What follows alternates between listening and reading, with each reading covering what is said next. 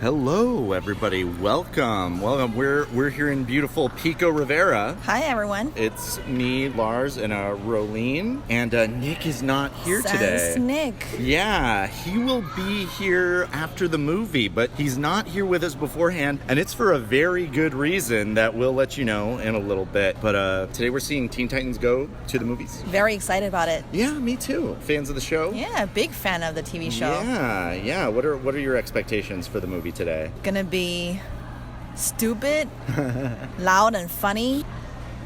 Yeah, that's my expectation. Yeah, I think pretty much what you said. Yeah. I think there are going to be a lot of jokes about superhero movies in general. Yeah. Since has a lot of that self-awareness. Yeah, these guys can't help but mock anything up to and including themselves. I think it's going to be a lot of fun. I don't know. I guess we can go in. Yeah. See the movie. You know, hey, disclaimer. We didn't work on this movie. Maybe there are other people who've worked on this movie, but we didn't. So any harsh words we may have for this movie later. It's not as if we tried hard and made a movie. But there are other people who did. Yeah. And maybe they would have a little more authority than we would. Yeah. So also on the same token, we will try not to be biased toward this movie, knowing that we have friends probably worked on it. We're not going to try to say really good things out of our way. But we might be biased since we are fans of the show. Yeah, expectations there. Yeah, well, let's head on in. All right. All right, we're back from the movie. Ruolin and I have gone over to the home of Nick and Julianne. Hi, guys. You may remember me from The Secret Life of Pets. That's right. And Nick from every other episode. I hear you have notes. We do have notes, and we have Julianne here for a very specific reason. Julianne, why don't you tell us? My reason is that I worked on the movie. That's right. What? And so did Nick. That's right. Mm-hmm. Now, I did retake animation. Sometimes things come back a little wonky. You need to clean it up sometimes. Julianne, what was your role on this? I was a compositor, which means I took a lot of crazy threads of different colors and lengths and tried to turn them into a sweater. That was beautiful. Thank you. That was poetic. Thank you so much. And because you guys worked on the movie, you got to see it through crew screenings, which is why you weren't there before when we were there earlier. You guys can't see this, but Nick and I are both wearing t-shirts that say Robin the Movie Crew.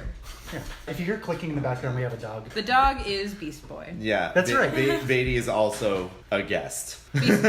Beast Baby. Beast Boy is a guest on this in the form of a dog. He won't be talking. He won't be transforming out. Unless I do my best Greg Sipes impression. Now, I think the format for this show, since Julian and I worked on it, we're not really qualified to dig into it really. We want more of an outside perspective, people. Oh, okay. So maybe do you want to ask us questions? Yeah. Why don't I ask you guys some questions? You began the show with some expectations. You thought it was going to be colorful and cartoony and loud and fun. Mm-hmm. Did it meet your expectations? Yes, yeah. Definitely. Super fun. Yeah, I think probably the only way that the movie, without spoiling too much, there are times in the movie when they go to kind of different art styles for sequences here and there. And that was probably the biggest surprise to me, was these kind of special little sequences. And it was a little more musicals too. Yeah, exactly. Yeah, I didn't think it was going to be a musical, but it kind of is. It definitely is. Yeah. I don't know if there's a qualification for how many songs need to be in a movie for it to be a musical, but this certainly had music in it. That is indisputable. I thought there would be some music, but I guess there was more than I thought there would be. You guys have seen the show more than I have. How musical would you say the show is? They'll do a song about waffles. Yeah, no, they have a fair number of songs. They do a lot of raps. There's a lot of songs in the movie that aren't the feature songs, now that I think about it. There's the song Shenanigans. Oh, that's where, right. The Teen Titans are Yeah. Up to no good. A lot of kooky capers. I really like those scenes because they were super easy and my brain was fried. Anyway, but there were a lot of songs in the background that didn't really, you didn't pause the show or have the characters actually participating. There are 3 where it's this is what the movie is now. The show has some surprisingly good songs, actually. I'd say. I'm just like thinking about. Pete, the director, writes a lot of them, or co-writes a lot of Really? them. Yeah. And he does the raps too. That's really impressive. Yeah. Wow. We were at the Teen Titans Go song and he was rapping it, and all of the scratch tracks were him. And my supervisor got very attached, as we all do. I always get attached to scratch tracks. Me too. Me too. Not. I didn't work on this movie, but in other things where there are scratch You tracks. just get so used to it. Oh yeah. Well, there's that whole thing with music too, where directors will say like, "I want a song kind of like the song from Lord of the Rings," and they'll put the Lord of the Rings song in. They get so attached to it, they're like, "Okay, just do basically this, but change it a little bit." Are we Yeah. allowed to mention other projects that we've worked on? Yeah, we are. Yeah, of course. Okay. Nobody's paying us to do this. We can do what we want. I remember season 1 of BoJack. I got enamored with the original scratch. Okay, break time. No. All right. BoJack season 1. There was a song in BoJack season 1 that I got really attached to the scratch track for. It was the intro song for the sitcom that BoJack is on in the 90s. 3 little orphans, 1, 2, 3. But like the scratch track originally was Raphael, the creator, going bump bump bump bump. 3 little orphans, 1, 2, 3. And it was just like So much more energy. It was so fun. Well, he was doing all the sound effects for like the instruments. Bump bump bump bump. They should release that as a DVD extra. No, but they never will. Well, anyway, yeah, great song. Great song. What did you think of the plot? I mean, maybe there was less plot than I thought there was going to be, but I don't know what I would expect that plot to be if More there was plot than more the of show, it. less plot than a regular movie. Yes, that's a good way of putting it. Right in the middle there. Well, I think the plot is just as much as I expect it to be, and I don't really need Teen Titans Go to be more complex or more like deeper than how it is. There's a lot of like action movies out there that has very thin plot and it doesn't really matter, but this movie really carries it through, and then showcase each character's personalities and quirks, and I think it's great. I think one thing that I noticed about this movie was that Robin is very much at the center of everything. Yes. Whereas in the show, you might have a Cyborg episode or a Raven episode or a Starfire episode or a Beast Boy episode. You know, whereas this movie Robin is the leader. a Robin in episode. charge. Yeah, it's a Robin episode, you know, and everybody else, you know, they're there, but, you know, it's Yeah. less about them, you know, which is fine. That's not like a huge complaint. Well, you know? He's the most interesting, though. Yeah. Him or Raven. Yeah, Yeah. because he has that very human flaw, and then when it comes to human flaw, it's interesting to see him struggle and learn his lesson and become a better person. Yeah, he's vain. Yeah. Yeah. Yeah. The other Yeah. characters are a little bit flatter in terms of like characteristics. right, like Yeah. what arc is Beast Boy really going to have? Yeah, Beast Boy's. It's fair to say that he's, you know, the dumbest Titan, and I think the main plot in the show is his relationship with Raven, and that's an interesting development for him, where he also learned a lesson, maybe like in terms of how to be a better boyfriend. But of course, that doesn't have to be part of the plot in Are this they- movie, are because they you together in the simply show? don't have the. it's kind of on and off. Okay. It's kind of like They just do a little hint in the movie. yeah, not yeah. really. Well, in Not the even. Teen Titans Go universe, I mean, I know they're supposed to be teens, but they all look like they're 6 to 8 years Yeah. old. Yeah. And we actually were looking at the comics at a friend's house the other week, and they looked like they were 35 years old. Oh, there's a TV I show don't for this, understand too. why artists can't just draw teenagers. Why can't they just look like teenagers? Throw some acne on them. Have their voices crack. Yeah, I remember seeing like something on the New 52 Starfire and how they made her like just as porny as possible, basically, like in her appearance and her behavior. And like the article was written by some, you know, parent who was like, my daughter is a real fan of Starfire from the show. Yeah. Not Starfire from the comic No, book. a lot darker. Yeah. More yeah, sexual. Yeah. Ugh. So So probably a good decision for a kid's show. Yeah. yeah. Leave And- that out. Yeah. As a fan of the original show, I was happy to see Slade as the main villain for this movie. That's a little nod there to the and another nod later, which Oh, we'll is get into. is he a villain in the original series? I would almost say he's the main villain. Yeah, that's fair. I yeah. didn't know anything about this franchise at all. I found it incredibly delightful to find out that there was so much hatred directed towards this series while I was working on it. They celebrate it too. Like at Warner Brothers, it's like posted on the walls, like, you know, printouts of like the meanest tweets, and the angriest people. I am seeing a shift. I don't think it's okay to make fun of Teen Titans Go anymore. I think that people are coming around on it and understanding that it's its own thing. Ruined people's childhood. And that's, you know what? Here's my character arc. That's what I believed in the very beginning until I started watching the show, until I worked on the movie. You believed it ruined your childhood? Yes. If your childhood is tenuous enough to be ruined by a piece of new media, you never had a good childhood to begin with. That's Also, it's like, I just hate people who complain about, like, oh, they adulterated it, they put some message in it, or they made it this way or that way. They were doing that shit in the 80s, and you were just a dumb kid and you didn't notice. We watched Doug. So boring. You forget that those shows are paced real slowly. That's the most brutal thing about these shows aging. Yeah. Like, we tried to watch some original DuckTales, and it's like, man, is that slow. Yeah. Although we did watch some old school Animaniacs the other night, and it's still pretty good. It's held up pretty well. Some of the bits hold up. Yeah. Anyway, yeah. Teen Titans Go, right? Right. Did we introduce you, Nick, to Teen Titans Go, to this iteration? I had heard of it, certainly, but I didn't want to give it a shot. Right, until did we show you like a couple episodes? I think you showed me a couple episodes because I was going to be starting on the movie. Okay. And I was saying, like, ruin the original. and then you guys showed me the truth. Yeah, it's pretty funny. Yeah. I think that's the bottom line. Like, they actually, the one time in the TV show that they've talked about Slade was basically making fun of all the people who hate the new series. Yeah. Because they basically, like, they're... Oh, the Return of Slade? Yeah, the Return of Slade. Yeah. Like, Robin runs to the door and he's like, Slade's back! And they're like, oh my gosh, it's serious this time. We're gonna do real superhero stuff now. And then a title card says, like, 5 episodes and a TV movie later, and then they all come back and they're like, oh man, we beat Slade. It was amazing. Like, they do it all off camera. That is a real slap in the face. Oh, though. yeah. Oh, completely intentional. And the rest of the episode, they're saying, how should we celebrate? And they're like, we should get a clown. And they're like, a clown isn't cool. And they're like, no, clowns are awesome. And they're like, maybe you just think clowns are awesome because you remember from when you were a kid? Yeah. Very clever. That's pretty clever. Oh my gosh. I really like, they're so mean in this show to, like, the old school jerks. Yes. Okay, getting back on topic. One thing I enjoyed about the movie is all the little fourth wall breakings. I like that Stan Lee was in it for no reason.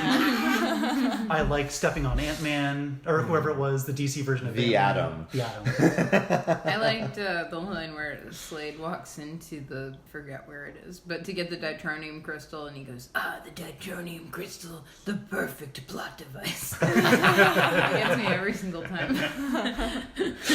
Oh man. What do you guys think worked best, and what do you guys think worked That's a great question. least? The jokes were so good. Oh my gosh. I think it's the best when they don't take themselves seriously. They never take this movie seriously even. And then so like when Slade shows up, they're just like this super exaggerated repeating his name Slade, and the camera focus on their mouth, and then like how their tongue works, and that's just really funny. Like basically it's like make this scene really stupid and don't take it seriously. That's the director would be. Which would be telling such a people. fun way to write too. Yeah. Where we could have like maybe punched this up and maybe come up with something even funnier, but we're gonna go with like the really dumb one. Yeah. And it's funny because of that. Yeah. I really appreciate that kind of humor. Yeah, like Yeah, how I think Slade you've is written trying. some of that. Thank you. That's a great compliment. Thank you very much. Yeah.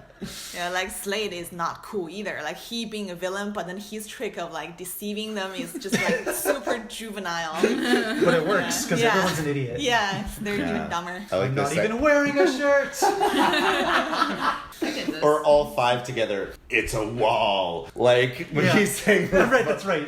What is that behind you? Right. Yeah. Yeah, now that I'm really thinking about it, who cares about spoilers? We're just Yeah, talking we're about in whatever. the spoilers If now. you're watching this movie and Oh, like, man. I need to keep my mind pristine in case I lose the important plot points. Oh my god, at the very end. Because in the show too, Robin always wants there to be a lesson. Yeah. And they're always like, no, we don't care about lessons. We don't want to learn. And then in the movie, Robin's like, okay, I'm gonna make my thing, and then everybody's like, no. All the Justice League is like credits. Ask your parents where babies come from. Good way to end it. So Good way to end any amazing. movie, I would say. Yeah. Oh my god, so good.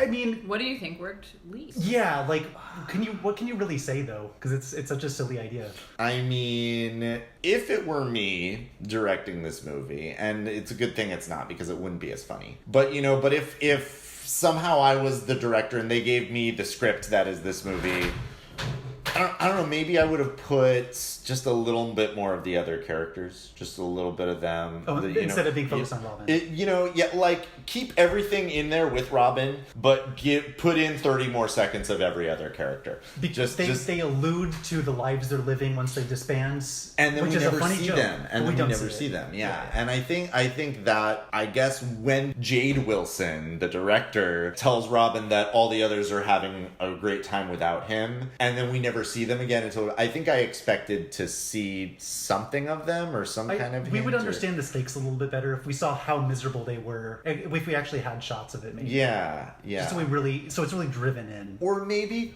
they just went back to the tower and were like, "What are our new lives going to be? I don't know. We'll figure it out later." And then just hung out there until it blew up. Like that would, you know what? I'm pitching that as a joke. That's my pitch for the joke. It's pretty good. Yeah, that's my only. I think that was the only thing in this movie where I was like, kind of want to see a little more of this. So was the other.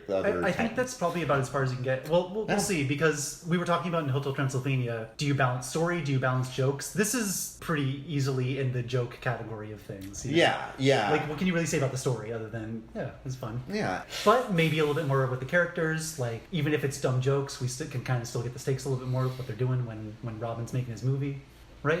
Yeah. But that would be my pitch. Add a little of that. But you wouldn't want to cut the time cycle bit. No, don't cut anything. Just add a tiny, like just Okay. add 44 seconds to this movie of the other Titans having very slightly more three-dimensionality to their characters. That's it. That's all I got. Ruolin, what worked in this movie? What didn't work in this movie? When I first saw the opening image, I noticed all the extra painterly details that they put in the background paint, and that was a little bit jarring to unexpected. And then when they have different styles, when they go into like different songs and they have different styles of animation or different styles of character, I totally get it because they're referencing to other things. But to me, that was unexpected and a little bit jarring. But I'm not complaining. I'm just saying like that's a little bit like. Do you think that if they maybe had like a couple of shots transitioning into a style, would that have made it smoother, or would you? What would be your fix for that? Or leaning more into it. Not only the way they draw the characters being a different style, but even the way, like for example, Disney that sequence. Yeah. Maybe lean more into the Disney style of the character designs or the background paint, and then for the old school original sequence for the song, my superhero movie song, maybe even lean more into that and just make it like really very close. So to you're saying it's almost like Uncanny Valley. It's so close, or it's close enough to the original style that you're not quite sure what to make of it. Yeah. Okay, Yeah. Interesting. That didn't bother me personally, but I can understand that. I think the artists who did those sequences got to put their fingerprints on it a lot because Yeah. they were championed by like individuals. Yeah. Like the Lion King sequence took like this one animator something like 7 months. It looks like it. Yeah. It's Yeah. gorgeous. I believe it. Yeah. Yeah. It looks really great. It's just like when it comes to this specific style, I wish they could push it more. But Yeah. As far as the transitions go, like between styles and jarring, I'm just thinking maybe for Robin's dream sequences, maybe like Ripple Cross Dissolve, Wayne's World flashback style. So you're just saying the way they frame it could go a long way in smoothing the transition. Yeah, or is even that just is that like- kind of what you're like totally, you know how like a Disney animated movie, they open with like a book opens it up. Yeah. Do something stupid So like it that. puts you in the that'd be headspace of it. So Yeah, yeah. when we go to my superhero movie, have a movie poster of that style fly up onto the screen. Yeah, sure. Okay. Yeah. Fair enough. It's just totally a personal opinion. It's not even a criticism or anything. Right. No. And speaking of These are tiny nitpicks. Yeah, These are the one note that each of us would have if we were producers. yes, just kind of backpedaling a little bit. So the Disney part was so beautifully animated for such a silly joke of him like holding up.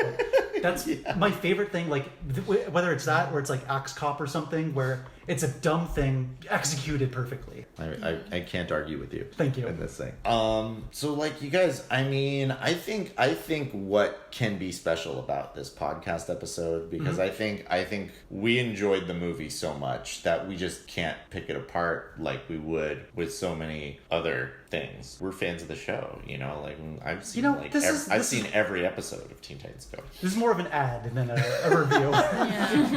But you know what I think can be special about this podcast episode is that you guys both worked on the movie, you know. And Nick, you and I worked on Nerdland, yes, you know. That's right. And so we've been on features before, but that was very indie. That was like a one night only and then straight to Netflix kind of a thing. This is like a wide release. It's like a real movie, yeah. Yeah, you know, you guys worked on it. We sat through the end to look at your names in the credits. Yeah. Thank you. I personally had a great time on it. I found the style really charming, and it's always fun to do like really bouncy, crazy animation, stupid faces, dumb jokes, a bunch of jumping around and dancing. For me, it was a blast. And you were doing a retake animation. I was doing retake animation. Which is more fun than regular animation. I don't know about that. I like a little bit of balance, because I like scenes where I'm like, that one was me. And I got exactly one shot that I got to actually just like animate in this. That is the bitch about retake animation. It's like, can I put any of this on my reel? No. No. It's touched by about 7 or 8 different people. Yeah. Wow. I recolored her arm for one frame. This one's my shot. But it was fun. You were at Warner Brothers? That's right, Warner Brothers. Really cool campus. Sets going on, just like the movie. It was exactly like the movie. We had a security guard that we had to teleport around every day. Yeah. I do feel a lot of ownership over like the parts of the movie that I touched. And... Oh, tell us about what you worked on. Well, yeah, because since you did compositing, like that's much more, you know, it's not like you were a retake compositor. You were like a compositor. Yeah, I mean, it was hard. It was difficult because we had a really limited schedule, limited budget, and mostly schedule. But we worked a lot of weekends, and everyone was, you know, we were stuck in a trailer, and everyone was kind of going nuts. But the parts that I did both theater scenes. I did the scene where Slade blasts everyone with that beam that hypnotizes everybody. It's such a cool effect. Thanks, I was really proud of it because I built it. Yeah. Tell us more. Tell us the parts that you composited and put all those effects into it. And one thing that was kind of difficult, I mean, I'd imagine that on a lot of projects it's like this, but people are segmented off from one another and miscommunications abound. And when you're in post, you kind of receive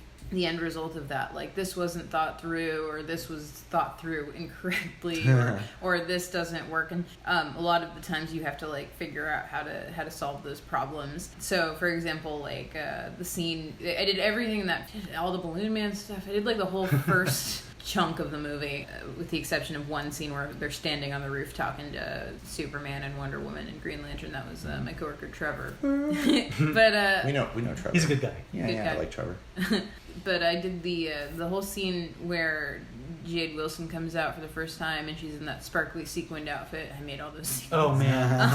As I was watching it, I don't think I knew you did that, and I knew that was going to be a lot of work just by looking at it. It wasn't that bad. And then it looks really good. It's some figuring out more than anything. A lot of it is figuring stuff out. And so, you know, for that it was like there's a screen on behind her, and it was like, okay, well, what's on the screen? Like, how does this work? And that hadn't been thought of before it got to you. Not really. Huh. There were a lot of I did all of the trailers within that scene as well, and so like there's the trailer for, you know, Alfred the movie. Yeah. And it's like the titles came in late. The titles were a totally different color scheme from the backgrounds. The backgrounds were not the right size, and then the animation, like, it was cut up in certain ways, so there were these transitions that like the timing didn't work, and it was just so much color and timing stuff to marry. It was very complicated. It hurt my brain. It's definitely a unique part of production because everything is getting funneled into you, basically. The backgrounds, the animation, everything is coming into you, and when it's time for Murphy's Law to take effect, you're usually dealing with it in compositing. Oh yeah, like I remember one night we got the graphics for Jade Wilson's title card. and I had to call the director over because the color scheme completely didn't work. It was this like mustardy yellow, and it looked awful on the screen. It looked in the context of the theater, and we just had to completely like redo the whole thing, and then redo the color scheme rather. And you know, that's kind of how post goes, and it's always kind of funny because like there's always incredibly talented people that work on the movie, and then they like hate us because we take their work and we just totally change it. But a lot of the time it's changed because it's like the talented person did one thing and another talented person did another thing, and we're the people who marry those things and make it feel like one thing. So, you know, it's like sometimes it just doesn't, these things don't look good together, and that's compositing. But this movie was fun. I got to do a lot of animation. I got to like, I really feel like the scene where the beam comes out and they're all hypnotized, it's like that was my effect. Would you say it's some of your best work? Oh, for sure. I grew a lot. And part of that was working with really, really talented people. Trevor and Darren and Tim and E-Rock, they're all very, very good. You know, felt like I had to level up to be among them. Yeah, I was definitely humbled by the animation in this movie. It's top notch. And that's always a joy of working on any project, working with people who will make you up your game. I am just, you know, it's bittersweet. For so long, I longed for the day that I would stop saying T-double-E and T-I-N-S. But like, you recited a lot of that song to me today. Oh yeah, I know all the words. Yeah. But now that time is here, you know, I miss it. And I think a lot of people on the crew feel that way. It was a really crazy project. We all lost our minds. We all lost our personal lives. But and when all was said and done, it was a great time. When I heard they were going to get into China, I thought they were going to make $100,000 or $100 million, but I guess not. Maybe Chinese audience is just not super familiar with this franchise. Could be. Yeah, could be. Maybe the Teen Titans should have gone to China for just like a random scene and then come back. First, yeah. Well, I mean, like in Transformers, where they're like, we need to go to China for no reason and then come back. Involve Chinese production as well. But just know that I'm Chinese, so like from Chinese people's cultural background, I have a feeling that they are definitely more familiar with Pixar and Disney and maybe DreamWorks, those kind of like a high budget blockbuster, like just glamorous type of stuff. But when it comes to smaller production, animated franchise that are not like super heavily advertised, Chinese people don't really know about it. They wouldn't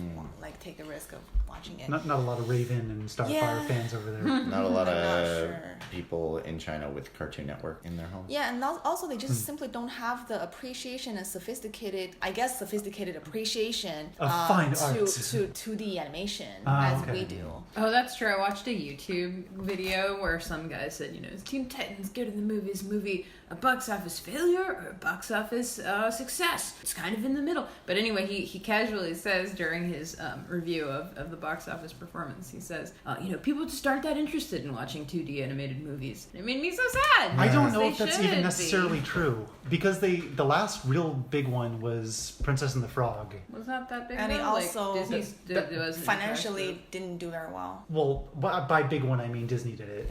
And after that there hasn't been a lot. So Teen Titans is definitely notable in the fact that it's a 2D animated movie. Yeah. We're talking about like hits, you know? Right. But yeah, it is based on a TV show. Yeah, like when you look at Disney's Princess and the Frog, it's from Disney. So it's supposed to already have the golden ticket to be a big hit, but it didn't. So that means even Disney can't crack this 2D puzzle now. It made $267 million.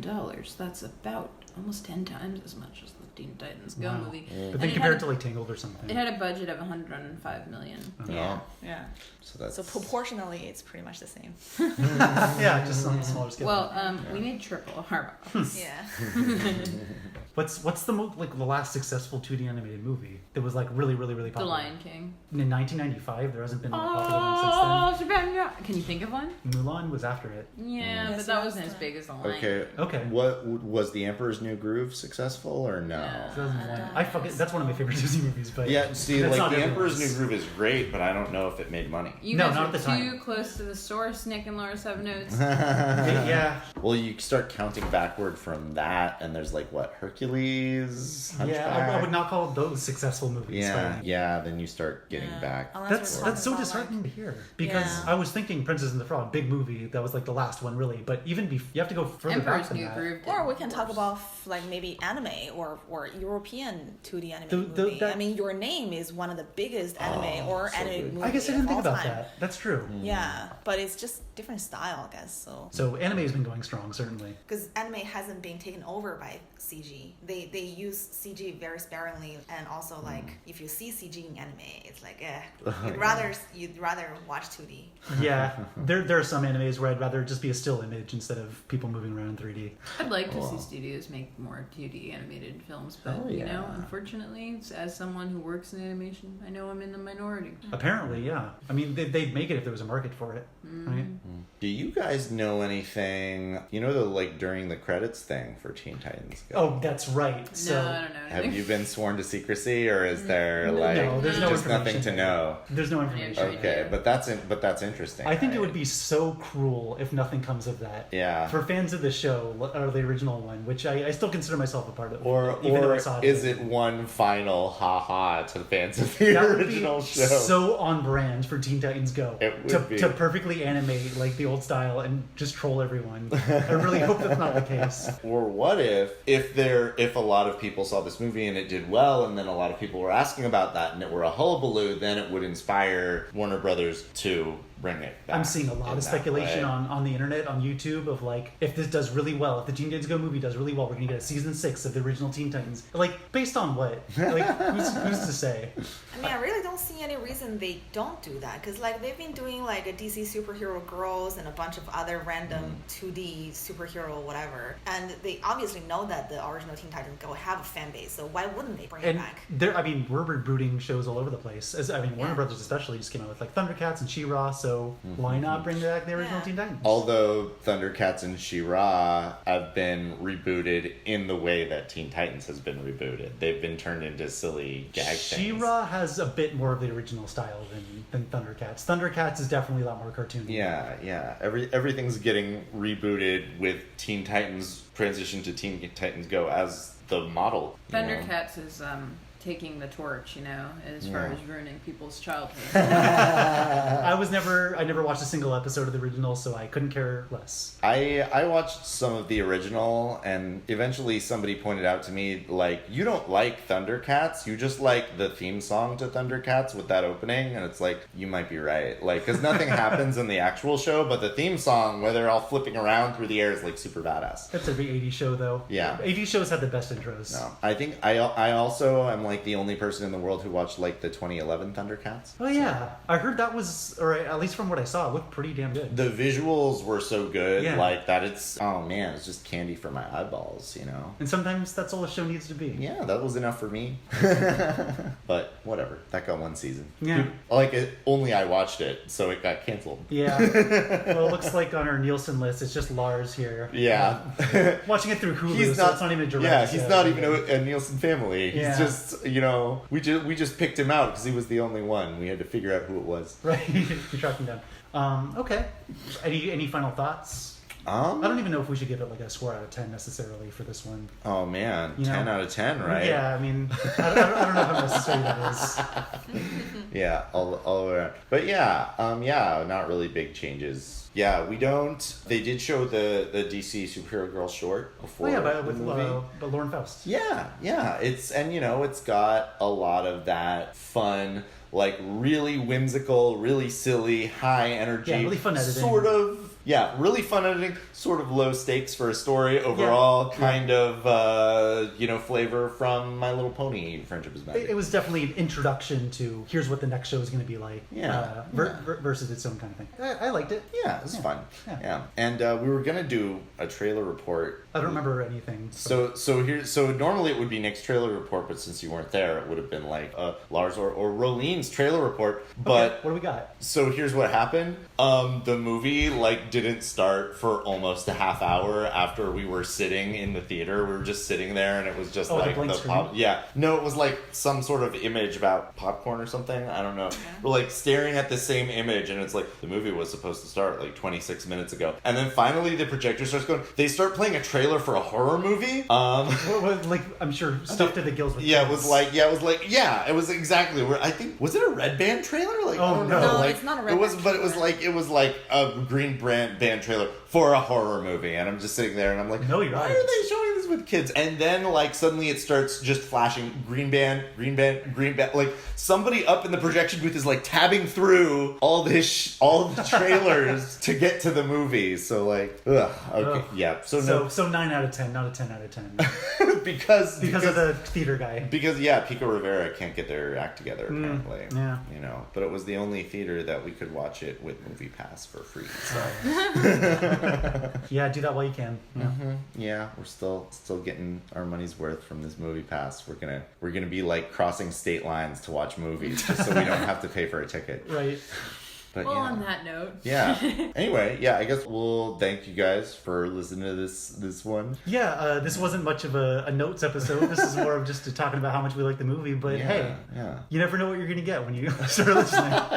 Yeah. It's really awesome that Yeah. Nick and Julianne get to talk about your experience working on this movie. Yeah, It's like yeah. rare to hear insider or like behind the scenes stories. That's Yeah, really yeah. awesome. Yeah. But it's also difficult to really talk about as a film, separated from what you did on it. Sometimes your notes are just glowing adulation. Yeah. Yeah. Sometimes you just need to take a minute and brag about what you did. I did the scene where Robin is hanging off of Slade's arm as he's pointing and trying to distract everyone. No, don't look, don't look. I remember that shot. Yeah, that was the one shot I got to That's do. great. Yeah, thanks, man. Great. Okay, well, we'll see you guys next time when we're reviewing some other movie. Bye, everybody. I lava you. Bye.